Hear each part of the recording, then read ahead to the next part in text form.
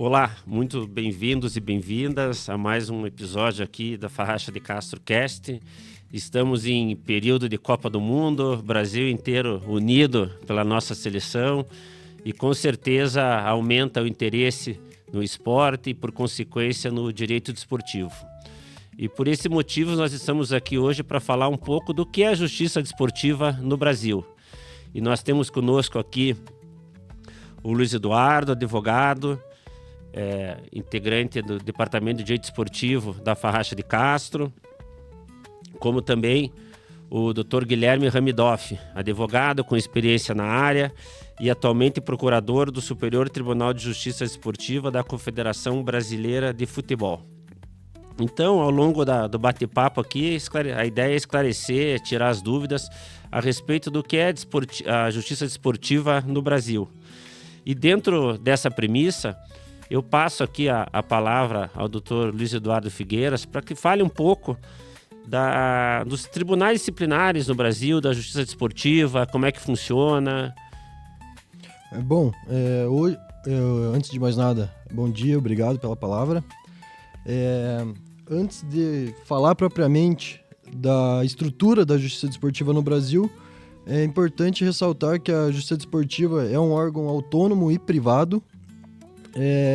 Dentro daí da justiça desportiva, nós temos os TJD, que são os Tribunais de Justiça Desportiva, que são referentes julgam processos estaduais no âmbito estadual, e o Superior Tribunal de Justiça Desportiva, que julgam os processos a nível nacional.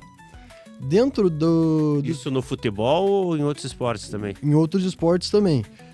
Claro que cada esporte e federação tem o seu tribunal, mas trazendo aqui pro futebol hoje, e do futebol paranaense, nós temos o Tribunal de Justiça aqui no estado do Paraná, que compõe com uma comissões disciplinares, que seria hoje uma primeira instância, e o Tribunal Pleno, que seria ali uma segunda instância, que seria onde seriam julgados os recursos. E da mesma forma, no STJD, a nível nacional, nós temos comissões disciplinares e o Tribunal Pleno. Importante ressaltar também que eventuais processos que se iniciam no Tribunal de Justiça, a nível estadual, eles podem chegar em eventuais recursos no STJD. E como que a justiça desportiva dialoga com a justiça comum?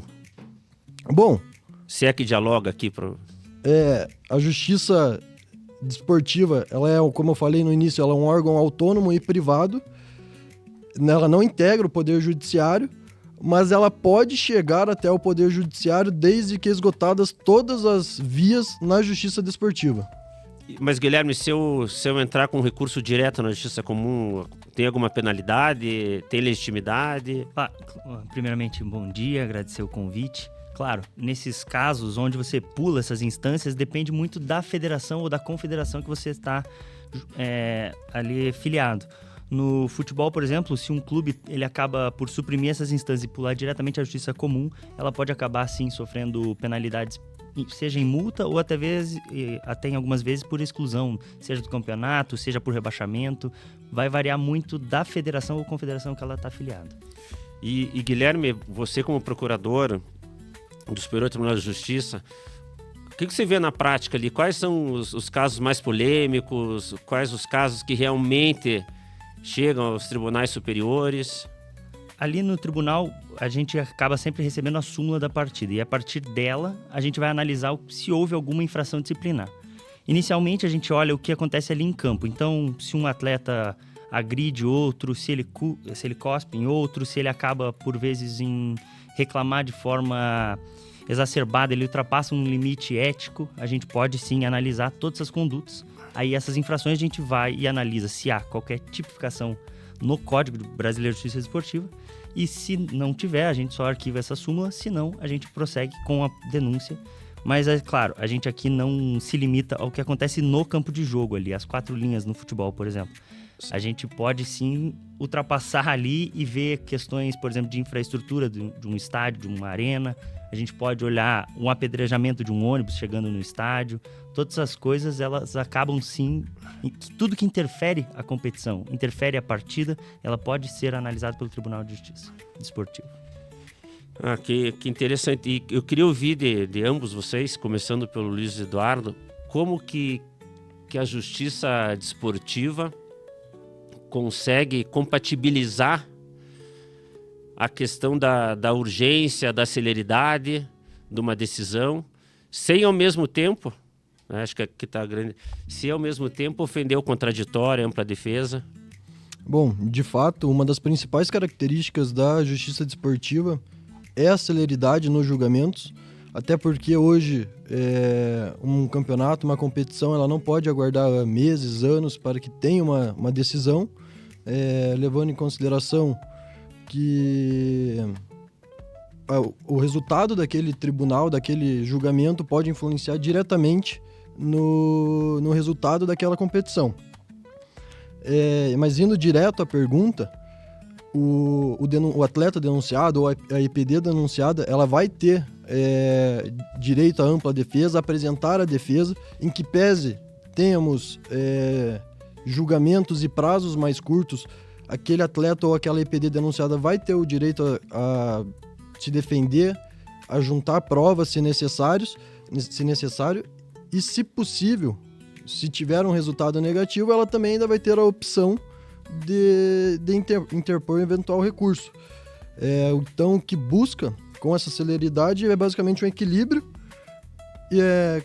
em ter um julgamento rápido, mas garantindo a segurança jurídica para todos os denunciados. Eu, como torcedor de futebol, né, atleticano, raiz, assim, nesse longo tempo aí, eu vejo que atualmente existe uma maior credibilidade, uma maior importância, um profissionalismo da justiça desportiva, o que não acontecia, salvo o melhor juízo, há 20, 30 anos atrás. Eu acredito que hoje a sociedade está interessada, mesmo os advogados no direito desportivo.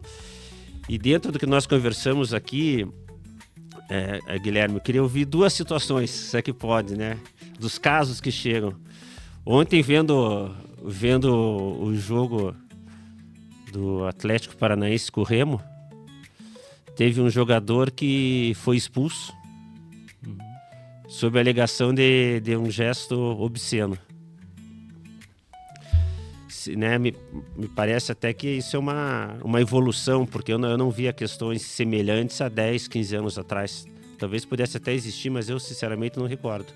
Então, dentro disso, eu queria saber, o tribunal esportivo, vocês podem questionar uma decisão de arbitragem? Essa questão de gesto obsceno ontem foi assim individual ou tem chegado bastante já à última instância? Olha, nessas últimas, acho que 4, 5 rodadas, houveram algumas questões desses gestos obscenos ali durante a partida. No tribunal, pelo menos comigo ainda não chegou, mas estes casos, como eu faço parte ali do grupo da Procuradoria, a gente conversa, troca ideias sobre esses casos.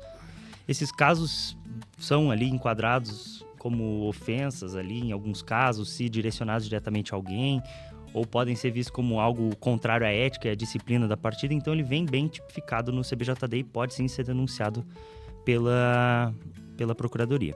Com relação ao que a gente pode ou não pode analisar da arbitragem, a gente precisa entender ali que pode existir o erro de arbitragem, um erro de fato, um erro de direito e uma infração disciplinar em si.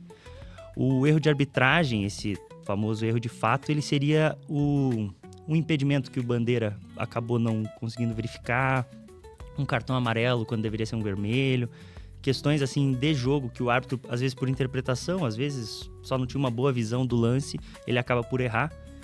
O tribunal, nesses casos, pelo menos em sua grande maioria, ele não vai rever esses lances. A gente não seria um VAR aqui no tribunal. Entendi. Deixamos esses casos para quando tem o VAR, que o VAR analise. Agora, os erros de direito, aí sim, são analisados pela Procuradoria. Como foi, por exemplo, um caso recente agora, houve o debate, não se consumou ali um erro de direito, mas a questão da substituição do Neymar na partida Santos e Coritiba. Sim. Onde o Santos apresenta o papel de substituição com um número, mas acaba por falar, segundo consta na súmula e pelo delegado da partida, que a comissão técnica falou o número 10. Então, nesse caso, se o papel fosse válido, aí sim seria um erro de direito.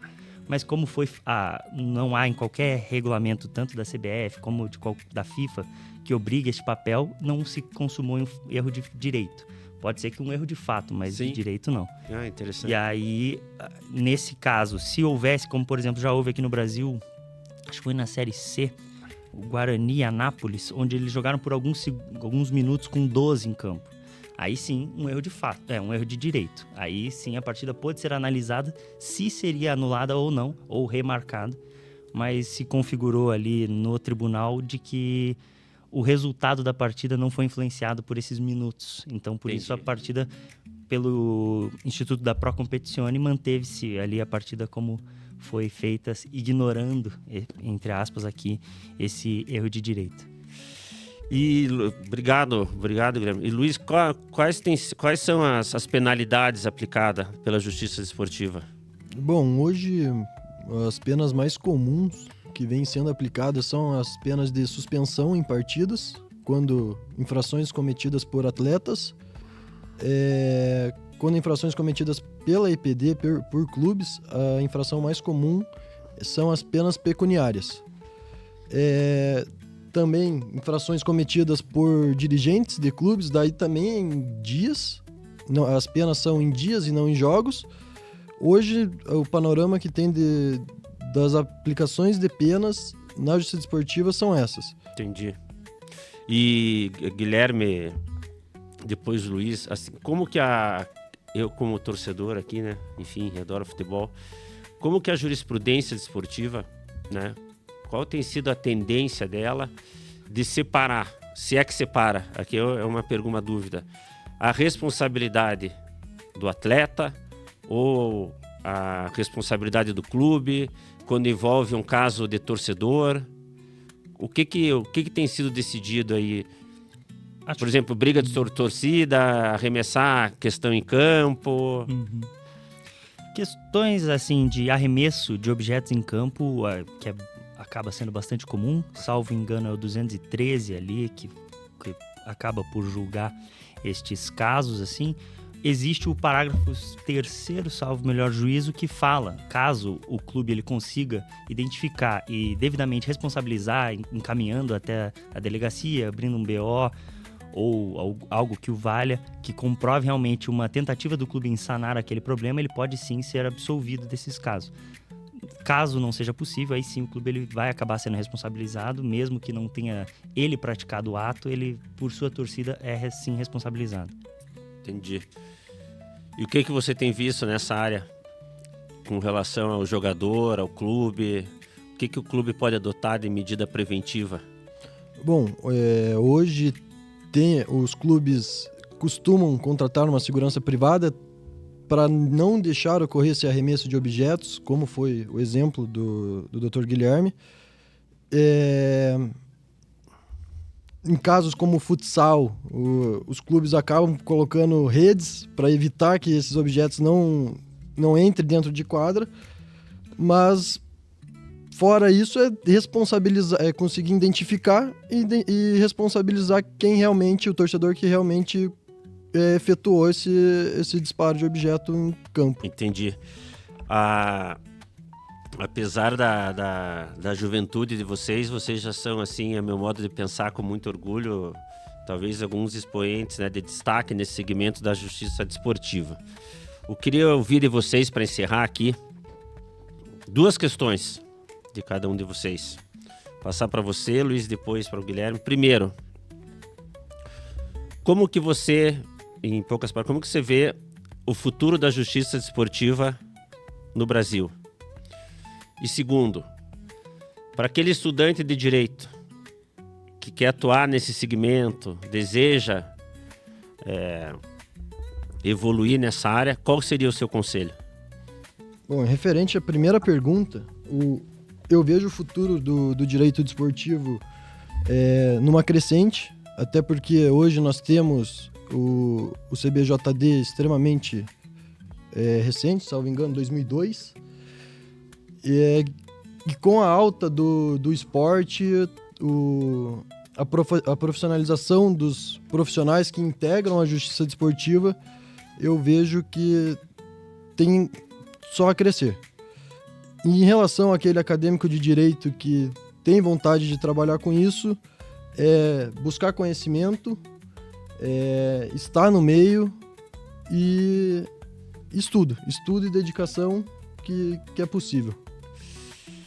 E você, Guilherme, até, né, como você vê o futuro da Justiça Desportiva, o que você, que conselho você daria ao jovem, né?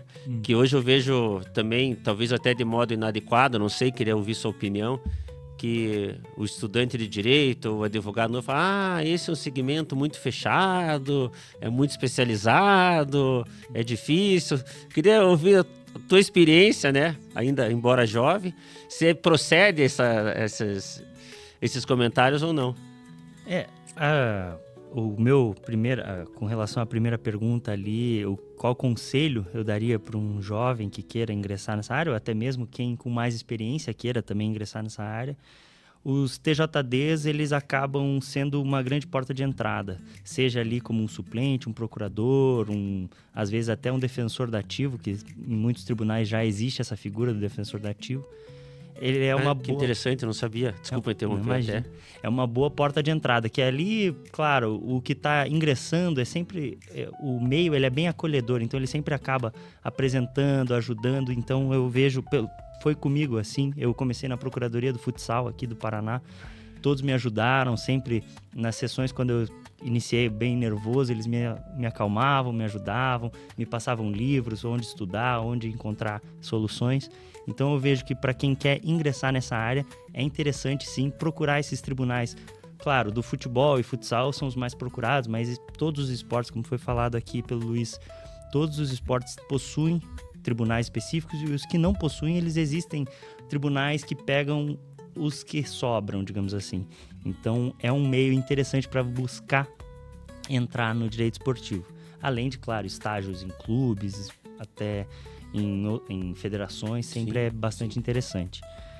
Com relação aí ao futuro do direito esportivo, o Luiz comentou aqui que o código é recente, que é uma resolução, não é exatamente um código, mas todos chamamos de Código Brasileiro de Justiça Desportiva, mas ele precisa já algumas alteraçõezinhas, algumas atualizações.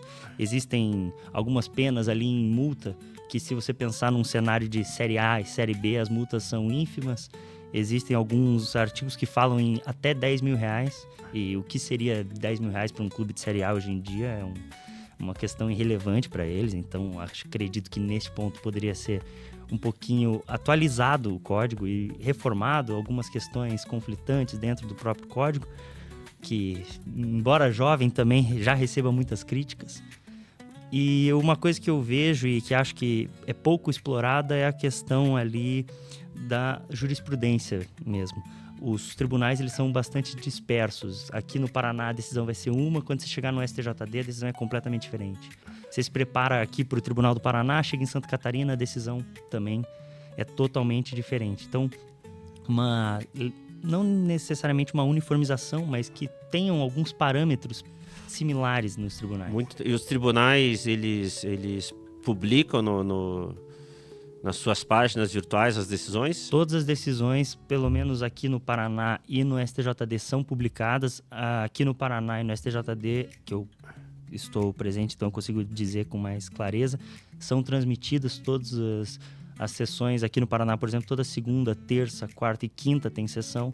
Então, sempre está nos canais do YouTube da Federação. O STJD, de igual forma, está lá. Os dias de sessão são um pouco diferentes, são no período da manhã, mas estão todos no YouTube, são possíveis de acompanhar. Então, tem de onde verificar e criar uma uniformização, mas infelizmente hoje em dia ainda não se tem. Muito obrigado, eu agradeço vocês, então, pelos ensinamentos, pela participação. E como eu disse no início, já que a gente está em Copa do Mundo, a gente está falando do futuro da justiça desportiva, perguntar aqui para o Luiz Eduardo, além do Brasil, quais são os dois favoritos? E o segundo, Neymar começa jogando no teu time ou não? Bom, o Brasil vai ser hexa esse ano, mas acredito que os outros dois favoritos não tem como sair entre França, talvez uma Espanha porque eu não quero falar Argentina. E Neymar, começa jogando no teu time ou não? Camisa 10, Titular? titular e capitão da nossa seleção. Opa! E você, Guilherme? Olha, o Neymar começando, eu não consigo confirmar, né? Mas o Brasil, com certeza, estou na torcida que será a Hexa esse ano. E os favoritos também, França, Espanha e o nosso vizinho aí, que não vou nem falar o nome. Tá certo, muito obrigado, então.